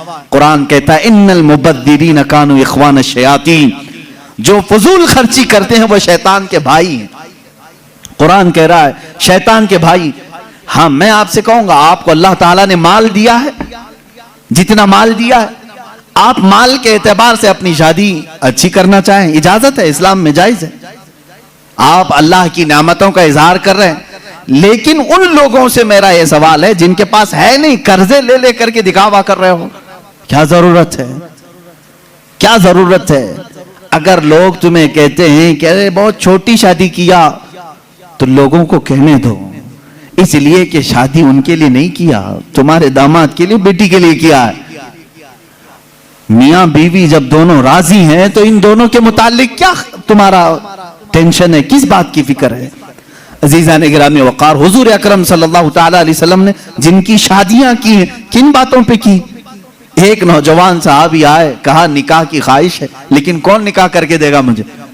حضور نے فرمایا میں ایک انصاریہ سے شادی کرتا ہوں تیری، ایک انصار صحابی کی بیٹی ہے، لیکن مہر کچھ نہ کچھ لے کر کے آ، ایک چاندی کی انگوٹھی تو مہر میں لے کے آ۔ انہوں نے کہا اتنی قیمت میرے پاس نہیں ہے۔ حضور نے فرمایا وَلَوْ خَاتَمًا مِنْ حَدِيدٍ، جا لوہے کی تو ملے گی انگوٹھی، لوہے کی انگوٹھی لے کر کے آ، میں اسی مہر پر نکاح کر دوں گا۔ وہ گئے اور انہوں نے کہا حضور لوہے کی انگوٹھی لانے کی بھی طاقت نہیں ہے، میرے پاس ابھی کچھ بھی نہیں۔ حضور صلی اللہ تعالیٰ علیہ وسلم نے فلاں انصاری صحابی کی بیٹی کو بلایا اور کہا میں تیرا اس سے نکاح کر رہا ہوں۔ وہ راضی تھی، کہا آقا آپ کی مرضی، اب اس صحابی کو مہر تو کچھ تو دینا تھا۔ حضور نے پوچھا ہل معک من سور القرآن، کیا تجھے قرآن کی کچھ سورہ یاد ہے؟ اس صحابی نے کہا قضا و قضا یا رسول اللہ، ہاں آقا یہ سورتیں یاد ہیں مجھے۔ حضور نے فرمایا جا یہ تیری دلہن کو وہ سورتیں یاد کرا، یہی تیرا مہر ہے۔ قرآن پاک کی سورتیں اسے پڑھا، اسے یاد کرا، یہ تیرا مہر ہے۔ اس سے زیادہ آسان نکاح کس کا ہوا ہوگا؟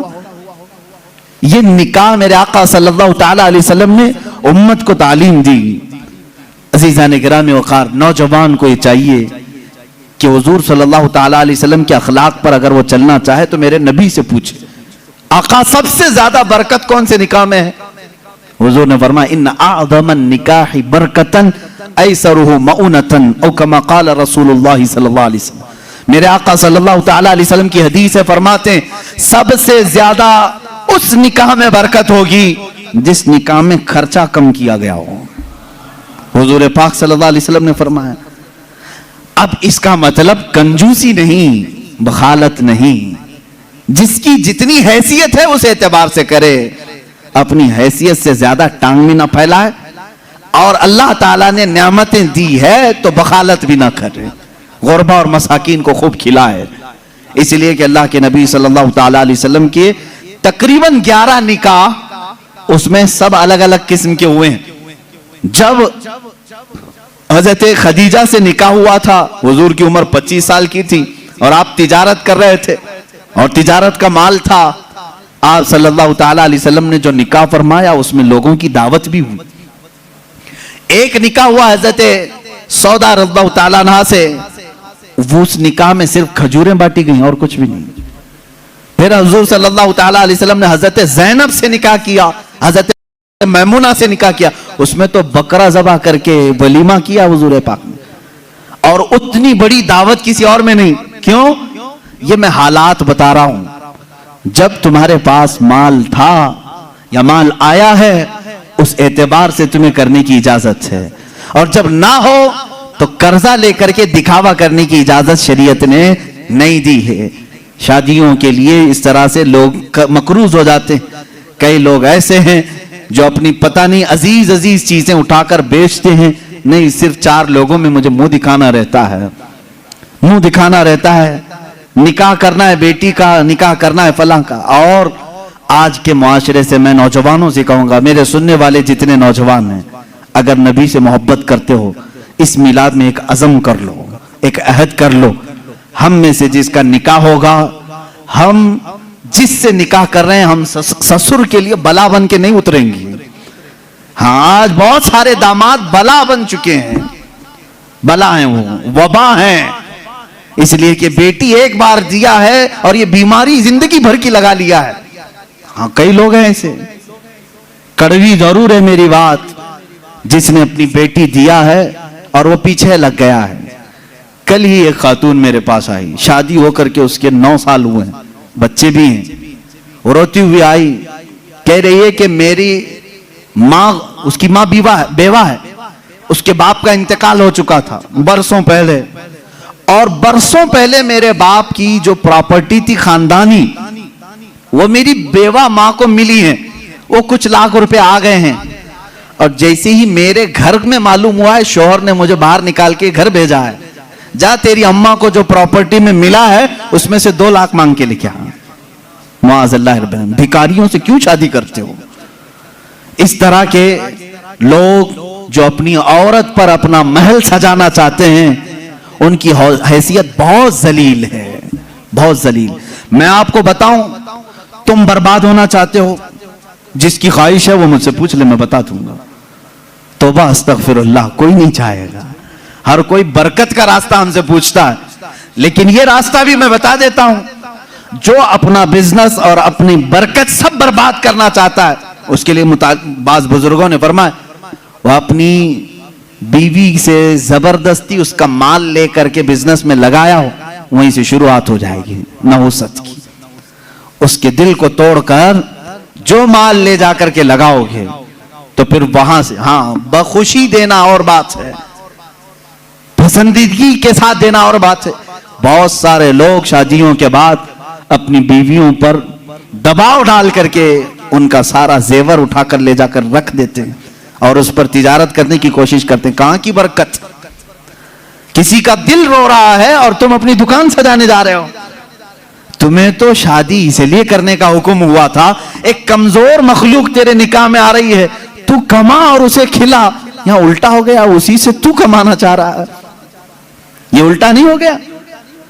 بہت سارے لوگ یہ انتظار میں رہتے ہیں شادی ہوگی تو ابھی مانگنا کیا کیا ہے، کار مانگیں کہ بائک مانگیں اور کیا کیا چیزیں مانگیں. ان بھکاریوں سے میں کہتا ہوں کھٹورا لو اور گلی گلی گھومو، ہر جگہ جاؤ، ایک سال میں بہت کچھ مل جائے گا. اور اگر تمہیں شرم آتی ہے تو میرے عزیزو ایک خاتون سے اور اس کے باپ سے اس طرح کے مطالبے ہرگز نہ کرو.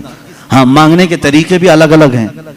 پہلے کھل کر مانگتے تھے، بولتے تھے یہ چاہیے، لسٹ آتی تھی، ساری لسٹ آتی ہے خاتون کے گھر میں سسرال. لیکن ابھی کچھ نہیں. ہماری کچھ بھی خواہش نہیں ہے، ایک اچھی شادی کر کے بھیجو. اچھی شادی کرو. اچھی شادی کا مطلب ڈینیسن میں ہونا چاہیے. میں تو یہاں نام لے رہا ہوں، تم دبا کر کے اپنی خواہشوں کا ذکر کرو اور اسی میں دبے لفظوں میں ساری چیزیں. ہم کو کچھ مت دینا، اپنی بیٹی کو ہی جو کچھ بھی دینا ہے دے دو، ہم اس پر نہیں کہیں گے. اور باپ بیٹی کو جو دے بعد میں تانا ماریں گے. کیا تیرا باپ اتنا نااہل ہے؟ تجھے ایک واشنگ مشین نہیں دیا، تجھے ایک پلنگ نہیں دیا، تجھے ایک تجوری نہیں دیا، تم تو کہہ رہے تھے کچھ نہیں چاہیے. عزیزان گرامی، یہ بھی طریقہ بھیک مانگنے کا ہی ہے. بھیک مانگ، یہ جہیز کی لعنتوں کو ختم کرو. جو وہ اپنی خوشی سے لے آئے وہ اس کا مال ہے، تمہارا نہیں. عورت جو اپنے گھر سے لاتی ہے وہ اس کا خود کا مال ہے، شوہر کا نہیں، نہ سسرال کا ہے. عورت جب تک چاہے اسے استعمال کرے، وہ اجازت دے تو دوسرے استعمال کریں. تم شریعت کا مسئلہ سمجھتے ہو؟ اگر اس کی اجازت کے بغیر کسی دوسرے نے استعمال کیا اس کے مال کو، کل قیامت کے دن اس کی پکڑ ہوگی، اس کی نیکیاں ضبط کی جائیں گی، تم حقوق العباد میں گرفتار ہو جاؤ گے. یہ مسائل ہلکے نہیں ہیں. اس لیے میرے عزیزوں، وہ اور ہوں گے. مجھے یہاں معلوم ہے کہ یہ رواج کیوں آئے جانتے ہیں؟ یہاں پر ہندوؤں کے یہاں یہ ماحول ہے، جہیز کی رسم بہت خطرناک بلا ہے ان کے ہاں. آج بھی عورتیں جلائی جاتی ہیں جہیز کے نام پر. بعض اسٹیٹ ایسے ہیں آج وہاں جہیز کے نام پر بہت خطرناک معاملات سسرال والے کرتے ہیں. یہ رسم و رواج پہلے سے چلی آئی، جس کی وجہ سے آپ لوگوں نے یہ ایڈاپٹ کیا. ورنہ میں کہتا ہوں نوجوانوں کو عرب میں جاؤ، شادی کرنا مشکل ہو جائے گا. ہاں وہاں پر تم کیا مانگو گے؟ تمہیں باپ ایک پھوٹی کوڑی بھی نہیں دے گا. لڑکی کا باپ کچھ نہیں دے گا، بلکہ پلس لڑکی تم سے مانگتی ہے 1,00,000 روپے مہر میں رکھ، تب میں شادی کے لیے تیار ہوتی. وہاں عورتیں مانگتی ہیں. سعودی میں تو آدھا کلو پاؤ کلو سننا مہر میں دینا پڑتا ہے. بیچارے کتنے نوجوان ایسے کماتے کماتے مہر کی رقم 40 سال کے ہو جاتے ہیں. باہر وہاں عرب میں آج بھی یہ رواج. عورت کا حق ہے مانگنا، مرد کیا مانگے گا؟ یہاں جو ہمارا معاشرہ بدلا ہے اس کی وجہ ہماری صحبت ہے، جو دیکھ رہے ہیں ہم ادھر ادھر. یہ صحبت کا اثر ہے جو تمہارے ہاں جہیز کی لعنت آ گئی. اسے نکالو اپنے ہاتھ سے. اور کسی بھی عورت کے گھر اس کے باپ پر بلا بن کر کے نازل نہ ہو. جب تم باپ بنو گے تمہیں پتا چلے گا ایک جگر کے ٹکڑے کو، بیٹی کو رخصت کرنا کتنا سخت ترین معاملہ ہوتا ہے. میرے عزیزو، جن بچیوں کو ہم اپنی گودوں میں پالے ہوتے ہیں، انہیں بڑی کیے ہوتے ہیں، انہیں پڑھائے ہوتے ہیں، کھلائے ہوتے ہیں، ہر عید بقرعید پر انہیں پہنائے ہوتے ہیں، ان ننھی سی کلیوں کو جب باپ رخصت کرتا ہے تو اس کا کلیجہ ٹوٹ جاتا ہے. پھر تم جانتے نہیں اس کے گھر سے پوری کی پوری ذات لے کر کے آ رہے ہو، پھر اس پر پلس تمہیں اور مال بھی چاہیے، پیسے بھی چاہیے. کیا یہ رواج ہمارے ہاں نہیں ہے؟ رسم کرو تو لڑکی کے گھر میں، شادی کرو تو لڑکی کے گھر میں. پورے اس کارکرم میں صرف ولیمہ ایک ہی ہے جو مرد کے گھر میں ہوتا ہے، باقی کیا ہے سب عورت کے گھر میں کرنا ہے. بچہ ہو جائے چلا اس کے گھر میں. ہاں جتنے بھی رسم ہیں، ارے شادی کی تاریخ فکس کرنی ہے تم اپنے گھر میں بھی تو کرا سکتے تھے، نہیں لڑکی کے گھر میں ہی کریں گے جا کے. جب جب جائیں پورے خاندان کو لے کر اتر جائیں، راشن ختم ہو جائے. یہ بلا نہیں ہے تو اور کیا ہے؟ گھر کے کچن پر مصیبت نازل ہوتی ہے ہر مہینے 2 مہینے میں. یہ اس طرح کی حرکات کسی ایک گھر کے ساتھ جو ہو رہی ہیں، اس سلسلے کو کب ختم کریں، کب بند کریں؟ وہ رسول پاک صلی اللہ تعالی علیہ وسلم کی زندگی پاک کے اعلیٰ نکاح. آپ کو معلوم ہے حضرت ام حبیبہ رضی اللہ تعالیٰ عنہ حضور کی ایک زوجہ ہیں. حضور پاک صلی اللہ تعالی علیہ وسلم پر ایمان لائی تھی. ابو سفیان کی بیٹی ہے، حضرت امیر معاویہ کی سگی بہن ہے. ام حبیبہ جس کے نکاح میں تھی وہ عبید اللہ بن جہش، وہ بھی اسلام لائے. دونوں اسلام لائے اور حبشہ ہجرت کر کے گئے تھے. جو پہلی ہجرت ہوئی مسلمانوں کی وہ حبشہ. وہاں جانے کے بعد ان کے ساتھ ایک دردناک معاملہ یہ پیش آیا کہ ان کا شوہر عبید اللہ بن جہش اسلام چھوڑ کر کے عیسائی بن گیا اور شراب پیتے پیتے مر گیا. اسی حالت میں مرتد ہو کر مرا. حضرت ام حبیبہ کے دل میں بڑی چوٹ تھی، بڑا زخم تھا. حضور پاک صلی اللہ علیہ وسلم کو جب یہ اطلاع دی گئی، ام حبیبہ ایک تو اپنا وطن چھوڑ کر ہجرت کر کے گئی، دوسرا غم اس کے شوہر نے دین بدل لیا، تیسرا یہ کہ وہ مر بھی گیا شراب کی حالت میں. اب وہ تنہا ہے پردیس میں، ان کا اپنا وطن نہیں. رسول کریم صلی اللہ تعالی علیہ وسلم نے وہاں کے بادشاہ جو نجاشی، وہ بھی اسلام قبول کر چکے تھے، ان کو خط لکھا. اپنے پاس سے ایک صحابی کو بھیجا اپنا وکیل بنا کر کے، کہا اے نجاشی یہ میرا وکیل ہے، تمہارے دربار میں آ رہا ہے. ام حبیبہ بیوہ ہو چکی، میرے وکیل کی موجودگی میں ام حبیبہ کا نکاح میرے ساتھ کر دو. حضور نے یہ نکاح کا آرڈر دیا وکیل بنا کر. وکیل دربار نجاشی میں آیا. نجاشی بادشاہ نے ام حبیبہ کو جب یہ خبر سنائی، وہ خوشی سے رونے لگ گئی تھی، خوشیوں سے رونے لگی. وہ کہہ رہی تھی کہ میرا ایک شوہر چھوڑا، میں سمجھ رہی تھی زندگی اچاٹ ہو گئی، لیکن کائنات کے آقا و مولا نے اپنے نکاح میں مجھے قبول کیا. اور نجاشی کے بادشاہ، نجاشی جو بادشاہ تھے حبشہ کے، ان کے دربار میں نکاح ہوا. خطبہ خود نجاشی نے پڑھا اور حضور صلی اللہ علیہ وسلم کے ساتھ نکاح ہوا. حضور اس وقت رسول کریم صلی اللہ علیہ وسلم مکہ میں تھے، حضور پاک مکہ میں تھے. نکاح ام حبیبہ کا حبشہ میں ہو رہا ہے، اور حبشہ میں ہی میرے آقا صلی اللہ تعالی علیہ وسلم کی اس زوجہ مطہرہ کو نجاشی بادشاہ نے صحابہ کو بلایا اور دعوت کیا اور 2 غلاموں کے ساتھ اس دلہن کو روانہ کیا حضور صلی اللہ تعالی علیہ وسلم کی بارگاہ میں. مجھے بتاؤ کتنے جھمیلے تھے، منگنی کہاں ہے، یہ بیچ میں تاریخ فکس کرنے والے معاملات کہاں ہیں، روزہ کھلانے والے معاملات کہاں ہیں، چاند سلامی کہاں گئی، یہ سب معاملات چلے گئے. حضور مکہ میں ہیں، ام حبیبہ حبشہ میں ہیں، نکاح نجاشی کر رہے ہیں اور دلہن صرف 2 لوگوں کے ساتھ رخصت ہو کر دربار رسول میں آ رہی. مجھے بتاؤ کائنات کا سب سے اعلیٰ دولہا وہ ہے اور سب سے اعلیٰ دلہن وہ ہیں. ان کی زندگی کیا ہمارے لیے نمونہ عمل نہیں ہے، ہمارے لیے آئیڈیل نہیں ہے؟ عزیزان گرامی وقار، حضور پاک صلی اللہ تعالی علیہ وسلم کی آئلی زندگی صرف قصے بیان کرنے کے لیے نہیں، اپنی زندگی میں عمل کرنے کے لیے. حضور کی سیرت اپنانے کے لیے ہے، صرف سنانے کے لیے نہیں. یہ بات سمجھ لو. آپ میلاد کی مجلسوں میں میرے آقا کا ذکر سننے آتے ہیں تو یہ کہانیوں کی طرح مت سنو، عمل کرنے کی نیت سے سنو. اور اگر کسی نے یہ نیت نہیں کیا تو اسے سیرت سننے کا کوئی فائدہ نہیں اور نہ کوئی ثواب ہے. جب جب محفل میں بیٹھیں تو یہ نیت کریں حضور کی سیرت جو بھی سنوں گا عمل کی کوشش کروں گا. عزیزان گرامی وقار، میں سمجھتا ہوں ہماری محفلیں قبول ہو جائیں گی اگر کسی نے عمل کا ایک بھی ارادہ کر لیا، اگر طے کر لیا کہ مجھے کرنا ہے. اب آؤ، میں جو بات کہہ رہا تھا وہ ادھوری رہ گئی. حضور پاک صلی اللہ علیہ وسلم نے نوجوانوں سے کہا تم میں سے جس کی طاقت ہے وہ نکاح کرے. حضور سے پوچھا گیا کس سے نکاح کریں، کیسی عورت ہونی چاہیے. نکاح سے پہلے کے معاملات، عورت کو تلاش کرنا یہ اہم مسئلہ ہے. ضرور اس چیز میں اپنا وقت لگائیں. میں نہیں کہتا کہ تلاشنا نہیں چاہیے، تلاشیں، اس لیے کہ وہ تمہاری نسل اس سے چلنے والی ہے. تمہارا خاندان اس سے آباد ہونے والا ہے. تو خالی تم گورا چٹا رنگ دیکھنے کے پیچھے نہ پڑو, بلکہ پورے ایک گھر کو چلانے والی, بلکہ تمہارے بچوں کی پہلی یونیورسٹی ہے, پہلی درسگاہ ہے. تم اس درسگاہ کو لانے جا رہے ہو تو کیا کیا اس کے اندر کوالٹی ہونی چاہیے وہ دیکھو. لوگ خالی فوٹو دیکھ کر یہ رنگ کالی ہے گوری ہے, کالی ہے گوری, اسی پر لگے ہو. حضور پاک صلی اللہ تعالی علیہ وسلم نے فرمایا دنیا میں جو بھی نکاح کرتا ہے اس کے 4 مقصد میں سے ایک ہوتا ہے, یا تو عورت کا حسن و جمال دیکھ کے نکاح کرتا ہے, یا عورت کے پیسے دیکھ کر کے کرتا ہے, بہت مالدار ہے, بڑے باپ کی بیٹی ہے. سنو ایسے داماد ہو.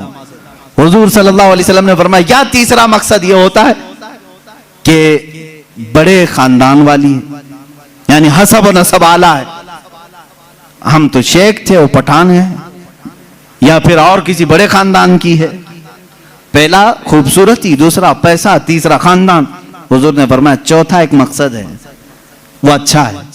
حضور فرماتے ہیں یا تو پھر اس کے اخلاق و کردار دیکھ کر نکاح کرتا ہے. یہ 4 میں سے کوئی ایک. اور رسول کریم صلی اللہ علیہ وسلم نے ہر ایک کا ریزلٹ بھی بتایا. جس نے صرف حسن و جمال دیکھا اور کچھ بھی نہیں دیکھا, خوبصورتی دیکھی, میرے آقا فرماتے ہیں ان قریب اللہ اسے فتنے میں مبتلا کرے گا. فتنے میں مبتلا کیا, وہ خود اپنی بیوی پر شک کرنے لگ جائے گا چند دنوں کے بعد. خوبصورت ہے, پتہ نہیں کون دیکھ رہا ہے میری بیوی کو, ادھر سے چھپاؤ ادھر سے چھپاؤ, اور اگر وہ کہیں نکل گئی تو شک کرنے لگ جائے گا کس سے بات کر کے آئی, کس سے تیرا تعلق ہے, پوری زندگی جہنم بنا کے رکھے گا, فتنوں میں مبتلا ہو جائے گا. میں یہ نہیں کہہ رہا کہ خوبصورت لڑکی سے شادی نہیں کرنا چاہیے, کرو, لیکن اس کے ساتھ جو دیکھنے کا حکم ہے وہ بھی دیکھو. خوبصورت عورتیں, خوبصورت لڑکیاں تمہارے لیے نقصان دہ نہیں, اچھی, لیکن اس کے ساتھ جو دیکھنے کا حکم ہے وہ دیکھنا ضروری. میرے آقا صلی اللہ علیہ وسلم نے دوسرے نمبر پر فرمایا جس نے صرف مال دیکھ کر کے نکاح کیا, بہت پیسے والا گھر ہے, نکاح کرو اس سے, کیونکہ نکاح کے ساتھ گاڑی گھوڑا سب آئے گا. حضور پاک صلی اللہ علیہ وسلم فرماتے ہیں ان قریب اللہ اسے فقیر بنا دے گا, اسے محتاج بنا دے گا. ایسے دامادوں کو دیکھا ہے ہم نے, ہر ایک سے قرضے لیتے رہتے ہیں. ہاں سسر سے تو ملا ہی تھا لیکن برکت کچھ نہیں ہوئی, پھر اس سے 4, اس سے 4, اس سے 4, قرضے میں ہی ڈوبا ہے, اور یہ قرض کی لعنت اس کی ختم نہیں ہوتی. ڈھونڈ کے دیکھو ایسے بہت داماد ملیں گے, یا تو پھر وہ گھر جمائی بنیں گے. تیسرا جو بڑے خاندان کو دیکھا, حضور پاک صلی اللہ علیہ وسلم فرماتے ہیں اللہ اسے رسوا کر دے گا, وہ ذلیل ہو جائے گا لوگوں میں. ہاں جس نے اخلاق و کردار دیکھا, عورت کے اچھے اخلاق و کردار, اس کی دینداری دیکھا, حضور فرماتے ہیں اللہ اسے دنیا میں بھی برکت دے گا, آخرت میں بھی برکت دے گا. اب اس کے ساتھ پلس کیا ہے, نمبر 1 تم نے دین دیکھا, اخلاق و کردار دیکھا, اس کے ساتھ حسن و جمال بھی مل گیا تو بونس ہے تمہارے لیے, ساتھ میں مالدار بھی ملی تو بھی پلس پوائنٹ ہے, بڑے خاندان والی بھی ملی تو اور اچھا ہے, سونے پہ سہاگا ہے. ہاں لیکن نمبر 1 سب سے پہلی چیز اس کی دینداری. تمہارے گھر کی عورتوں کو جب بھیجو کسی لڑکی کو دیکھنے کے لیے, سکھا کر کے بھیجو. جاتے ہی یہ نہ پوچھیں کیا کیا پکانا آتا ہے, کیا کیا سلنا آتا ہے, ایمبرائڈری آتی ہے کہ نہیں آتی ہے, یہ نہیں. سب سے پہلا سوال کرو کہ قرآن کتنا پڑھا ہے, قرآن پاک تجوید کے ساتھ جانتی ہے نہیں. پہلا سوال کرو اپنی بہوؤں سے. ان ساسوں کے لیے میں کہہ رہا ہوں, کڑھائی لکھائی اور سلائی یہ پوچھنا بعد کی بات ہے, پہلی چیز اس کا دین پوچھو. اور اس کے بعد میرے عزیزو, ہم سب کے لیے سب سے پہلا سوال یہ ہے, اس خاتون سے یہ پوچھو کہ اہل سنت و جماعت سے کیا تعلق ہے. عورتوں کی طرف سے مرد کے گھر جائیں تو بھی یہ سوال ہو, اس لیے کہ یہ عشق مصطفیٰ کی جڑ ہے, اور جہاں جڑ خراب ہو تو پھل نہیں آ سکتے. یہ سب سے پہلا سوال ہے کہ اس کے گھر میں دین مصطفیٰ کتنا ہے, عشق مصطفیٰ کتنا ہے. یہ سب سے پہلی چیز. اب یاد رکھنا, جس خاتون کو اس سوال کے ساتھ تم لائے ہو, اس کی زندگی پوری اللہ رب العزت کی ذمہ کرم پر ہے. پھر اولاد اللہ کے ذمہ کرم پر ہیں. حسن و جمال کے ساتھ اللہ تمہیں با اخلاق اولاد عطا کرے گا, بااخلاق اولاد عطا کرے گا. لیکن یہ طریقہ شادیوں کا اس طرح سے رکھو. اگر لوگوں کو یہ معلوم ہو جائے نا, آج تم نے رواج بنا لیا, لڑکیوں کو دیکھنے آنے سے پہلے سب سے پہلے لڑکے کی اماں یہی سوال کر رہی ہے, لڑکے کی بہن یہی سوال کر رہی ہے, قرآن کتنا پڑھا ہے, تجوید کتنا پڑھا ہے. 2-4 گھروں میں یہ ہونے لگ جائے تو دیکھو لڑکیوں کو سب سے پہلے اب قرآن پڑھانا شروع کر دیں. کیوں؟ سب کو معلوم ہے نہیں پڑھائیں گے شادی نہیں ہوگی. آج یہ ایمبرائڈری کیوں کرا رہی ہیں؟ اس لیے کہ سوال تم پہلے یہی کر رہے ہو. سلائی آتی ہے کہ نہیں؟ سب لڑکیاں سلائی کلاس میں کیوں جا رہی؟ دیکھنے والے آ کر کے یہی پوچھ رہے ہیں سلائی کتنی آتی, پکائی کتنی آتی. انڈونیشیا کا ماحول میں نے دیکھا. انڈونیشیا کے ہمارے بہت سارے دوست ہیں, سب سے زیادہ میرے خیال سے حج پہ آنے والے انڈونیشیا کے لوگ. کیوں جانتے ہیں؟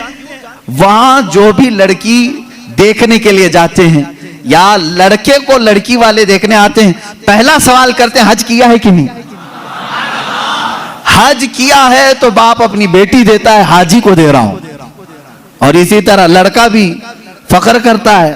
میرے تقریباً 100 سے زیادہ انڈونیشی دوست ہوں, سب کی عورتیں حجن ہیں اور وہ خود حاجی ہیں. کہتے ہیں ہمارے یہاں شادی سے پہلے حج کرا دیتے ہیں, اس لیے کہ اسی بیس پر شادی ہوتی. یہ کتنے اچھی چیز ہے کہ دین کا سوال ہو رہا ہے, دین پوچھا جا رہا ہے.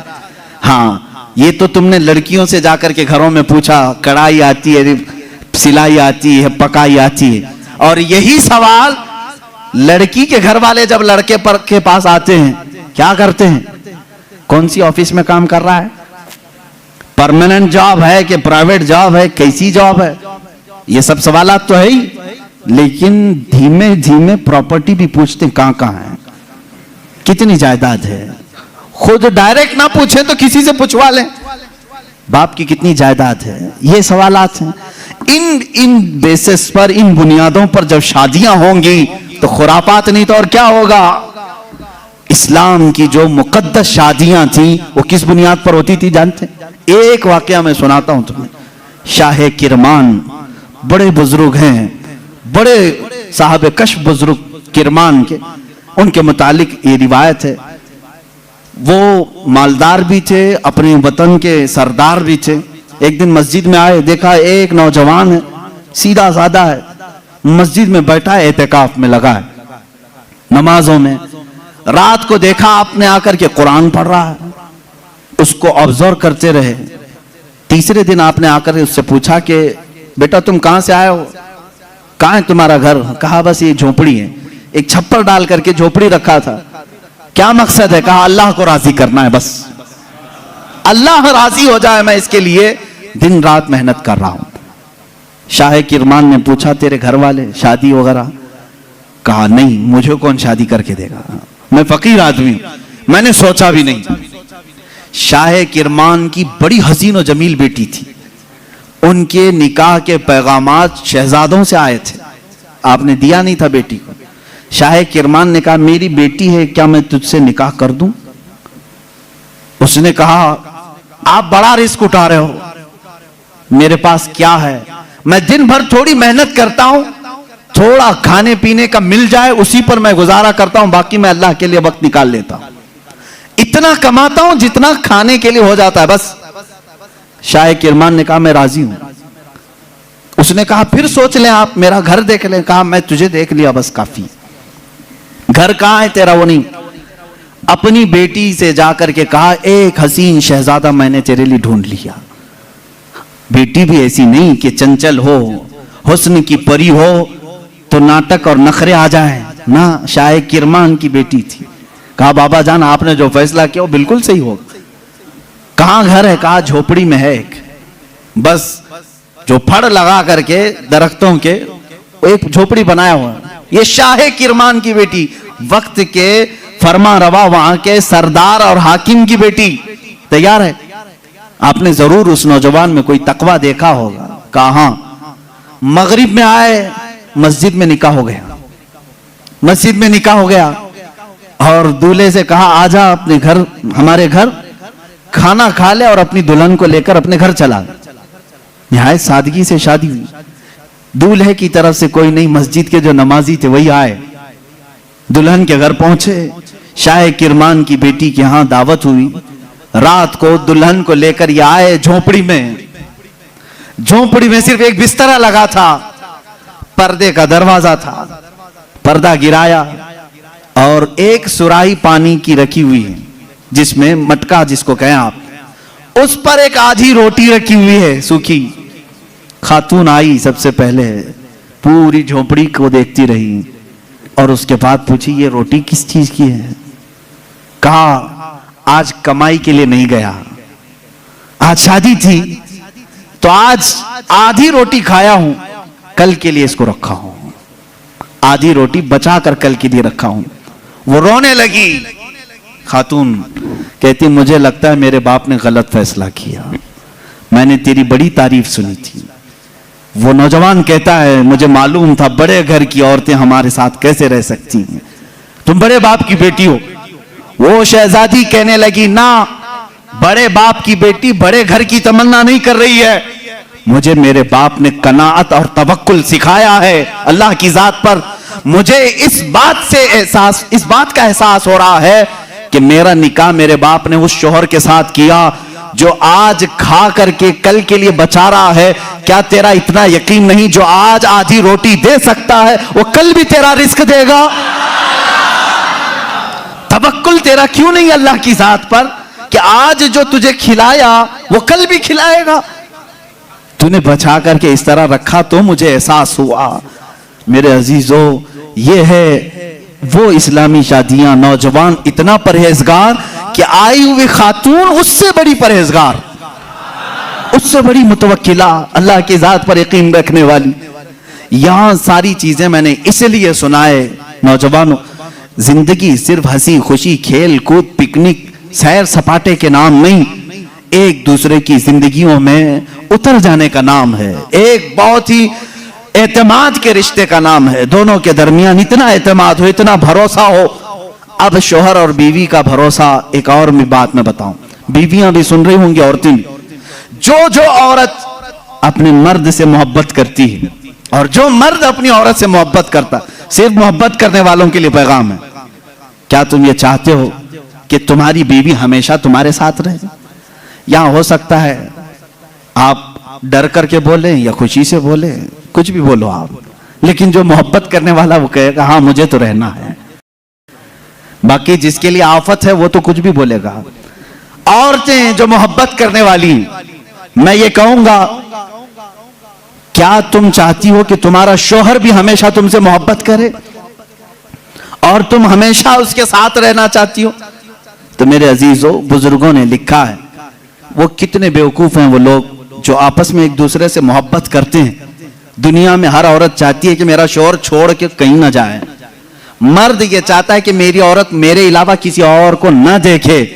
उन दोनों के लिए चाहिए कि कल क़यामत के दिन जब फैसला हो जाए, मेरे आका सल्लल्लाहु अलैहि वसल्लम ने फरमाया, अगर दोनों की नेकियां आ गई, पास हो गए, तो जन्नत में भी अल्लाह ताला उन्हें साथ रखेगा।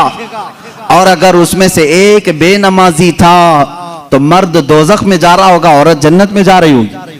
औरत बेनमाजी थी, मर्द नमाजी था, मर्द जन्नत में जा रहा होगा, औरत दोजख में जा रही होगी। मैं ये समझता हूं मोहब्बत करने का एक तकाजा ये होनी चाहिए कि जब दुनिया में हम एक दूसरे को छोड़कर रहना पसंद नहीं करते तो एक दूसरे को नेकियों की इतनी तलकीन करो कि कल क़यामत के दिन भी नाम पुकारा जाए तो हमारा दोनों का नाम जन्नत में जाने वालों में हो। मैं भी उसके साथ हूं, वो मेरे साथ हो, ये मोहब्बत है। औरत को चाहिए कि अपने मर्द को नमाजों की तलकीन करे, मर्द को चाहिए कि अपनी औरत को नमाजों की तलकीन करे। ये है इस्लामी जिंदगी जिसमें आप खुशियों की और बहुत सारी मुसर्रतों की बहारें देखेंगे। अल्लाह के नबी सल्लल्लाहु तआला अलैहि वसल्लम की आइली जिंदगी और आपकी अज़दवाजी जिंदगी पर मुझे आज गुफ्तगू करनी थी। जो कुछ भी मैंने कहा है मेरे अजीजों, ये नमूने अमल है हमारे लिए। अल्लाह रब्बुल इज्जत हमारे सबके बच्चों के मुस्तकबिल नेक फरमाए। हर आने वाली दुल्हन को मौला ताला आने वाले ये घर वालों के लिए बरकतों और रहमतों का जरिया बनाए और दोनों के घरों में इत्तेहाद और इत्तेफाक मोहब्बतें नसीब फरमाए। ना चाकी ना इत्तेफाकी तलाक जैसी बहुत सारी नहुसतों से अल्लाह हमारे घरों की हिफाजत फरमाए। अल्लाह रब्बुल इज्जत हमारी इन महाफिल की बरकत से हर एक की जिंदगी खुशहाल फरमाए। جن کی بیویاں بدکار ہو چکی ہوں مولا انہیں سیدھے راستے پر لا، جن کے شوہر بگڑ چکے مولا ان کو صراط مستقیم عطا فرما، جن کے اولاد نافرمان ہو چکے حسنین کریمین کے صدقے مولا انہیں صالح بنائے، نیک راستے پر چلائے۔ وآخر دعوانا ان الحمدللہ رب العالمین۔ کل کی محفل انشاءاللہ العزیز میلاد مبارکہ کی آخری محفل ہے، آخری مطلب اس سیشن کی آخری، اللہ کرے کہ موت تک کبھی آخری محفل نہ ہو۔